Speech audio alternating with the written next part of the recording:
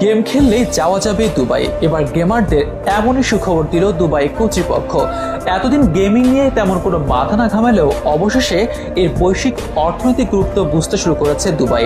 আর এ কারণেই special visa আবেদন চালু করেছে দেশটি।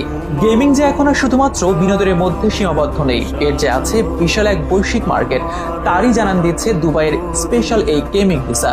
শুধুমাত্র গেমার নয়, সুযোগ থাকছে কন্টেন্ট ক্রিয়েটরদেরও। ইতিমধ্যেই নেট দুনিয়ায় আলোড়ন ফেলে দিয়েছে এই খবর। উন্মাদনা কাজ করছে দেশি গেমার ও কন্টেন্ট ক্রিয়েটরদের মধ্যেও। অনেকের মনে প্রশ্ন, কিভাবে করা যাবে এই ভিসার আবেদন, কারা কারা পাবেন স্পেশাল এই ভিসা, কি কি সুযোগ সুবিধা থাকছে এতে, এসবের বিস্তারিত নিয়ে থাকছে এখনকার বিশেষ আয়োজন। গেমিং শুধু যে আউটডোর কিংবা ইনডোর হতে পারে এই কথা এখন মিথ্যা, কেননা আউটডোর কিংবা ইনডোর গেমের বাইরেও ভার্চুয়াল গেমের যে বিশাল মার্কেট তৈরি হয়েছে তা রীতিমতো বিস্ময়কর। বিশ্বব্যাপী দিন দিন বড় হচ্ছে গেমিং খাত, বাড়ছে বিশ্বব্যাপী অনলাইন গেমের বাজার। শুধু বিনোদন বা সময় কাটানো নয়, দেশের অর্থনীতিতেও গুরুত্বপূর্ণ ভূমিকা পালন করছে এই গেমিং। শুরুর দিকে অনলাইন গেমিংকে শুধুমাত্র বিনোদনের বিষয়বস্তু মনে করা হলেও এখন এখান থেকেই আসছে আয় উপার্জন। ঘরে বসে শুধুমাত্র গেম খেলে লাখ লাখ টাকা আয় করছেন দেশের গেমাররা। হাতে স্ট্রং একটি কমিউনিটি।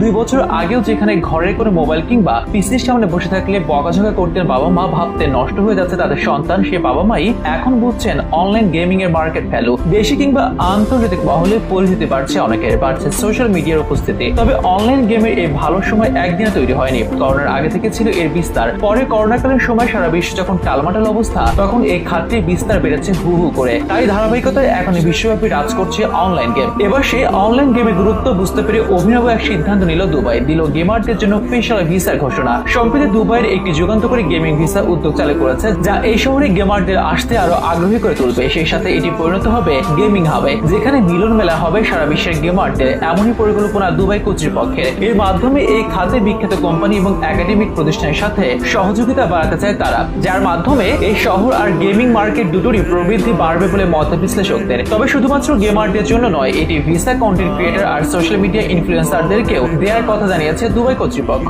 ভিসার আবেদন করতে আবেদনকারীকে দুবাইয়ের অফিসিয়াল ওয়েবসাইটে প্রবেশ করতে হবে, যেখানে প্রয়োজনীয় সব তথ্য দিয়ে আবেদন জমা দিতে হবে। আবেদনের পাসপোর্ট কপি এবং পেশাদার সিভির মতো নথি জমা দিতে হবে। অনলাইনে আবেদন সম্পন্ন হলে আবেদনকারীরা তাদের আবেদনের এক কপি নিজেদের ইমেইলে পেয়ে যাবেন। এক্ষেত্রে একজন গেমার কিংবা কন্টেন্ট ক্রিয়েটরকে কমপক্ষে 25 বছর বয়সী হতে হবে। জানা যাচ্ছে দুবাই এর মহামান্য শেখ হামাদ বিন মোহাম্মদ বিন রাশিদ আল মাকতুম, দুবাইয়ের ক্রাউন প্রিন্স এবং দুবাইয়ের নির্বাহী পরিষদের চেয়ারম্যান এই ভিসা চালুর ব্যাপারে বিশেষ নির্দেশনা দিয়েছেন। তাদের লক্ষ্য 2033 সালের মধ্যে দুবাই শহরকে সারা বিশ্বের গেমিং আর কন্টেন্ট ক্রিয়েটরদের মূল কেন্দ্রবিন্দুতে নিয়ে আনা। এই লক্ষ্যে বিশাল অঙ্কের বিনিয়োগ করতেও প্রস্তুত আছে দুবাই। জানা যাচ্ছে এমনটাই বিশ্বের চাহিদার সাথে তাল মিলিয়ে চলতে বদ্ধপরিকর বর্তমান দুবাই। শুধুমাত্র জ্বালানি খাতের উপর নির্ভরশীল না থেকে অর্থনীতিতে বিশেষ বৈচিত্র্য আনার যে উদ্যোগ নিয়েছে দুবাই, এটি তারই একটি উদাহরণ বলে মন্তব্য করছেন অনেক বিশ্লেষক। এর মাধ্যমে সামনের দিনে লাভবান হবে দুবাই। তবে সব থেকে বেশি লাভের পাল্লাটা আপাতত অনলাইন গেমার আর কন্টেন্ট ক্রিয়েটরদেরই, বলছেন এই বিষয়ে অভিজ্ঞ ব্যক্তিবর্গ।